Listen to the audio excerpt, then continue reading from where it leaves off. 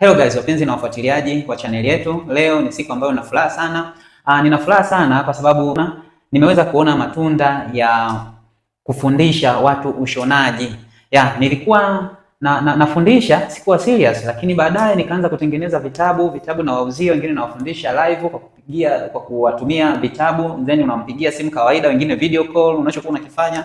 Na leo hii katika sehemu ya wale wanafunzi ambao nimekuwa nikiwafundisha, basi kaamua bwana atubless na zawadi ambazo zitaenda kutuongezea zitatuongezea chachu au ubora wa kile kitu tunachokuwa tunakitengeneza na kuwaleteeni nyie wapenzi wafuatiliaji. So zawadi nilizozipata nitaenda kuonyesha moja moja na matumizi yake.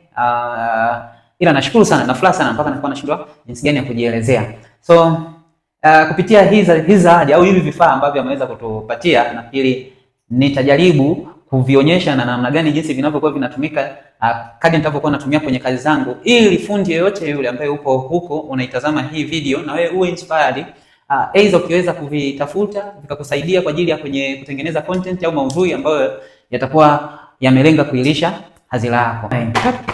Nimepewa ka light, LED video light. Haka ni kifaa ambapo kanafungwa kwenye aidha kwenye simu au kwenye laptop, kifaa chochote kile ambacho kina kamera na unahitaji uonekane. Na kifungua kama ifuatavyo. Hivi ndio vifaa vyake.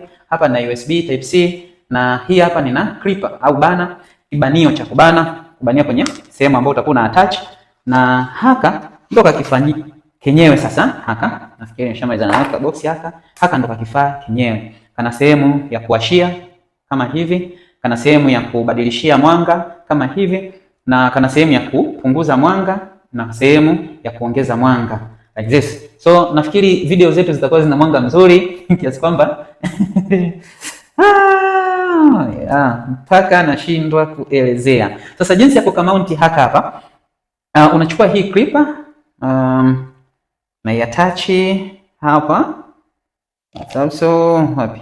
Unaiattach hapa kwa kuizungushia hivi like this. Nafunga hii screw. Nikishaifunga hii screw, maana yake hapa nakuwa na uwezo wa kuattach sehemu like this one. Nimeattach kwenye mkono wangu, then light on, set, inaendelea. Okay. Hapa nimebadilisha mwanga as you can see. Na kwa wale wauzaji jamani, nakaribisha matangazo, tulipane, niwaleteni wateja ambao watakuwa wamevutiwa na haka kadude.